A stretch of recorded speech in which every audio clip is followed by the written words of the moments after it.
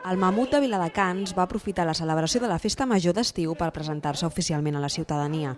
Aquesta xarxa d'entitats té com a objectiu el treball conjunt de les entitats a la ciutat i la creació d'un element festiu.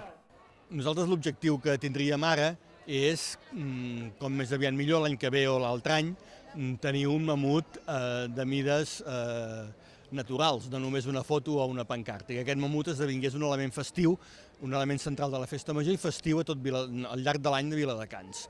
En l'acte celebrat, 3 joves van protagonitzar una representació en què buscaven el mamut tot repassant indrets característics de la ciutat, tradicions com ara el Ball del Patatús i antics enfrontaments amb municipis veïns. També, durant aquesta representació, es va poder veure una petita mostra d'activitats protagonitzada per diferents entitats de la ciutat. L'acte va finalitzar amb l'hissada d'una pancarta amb el mamut.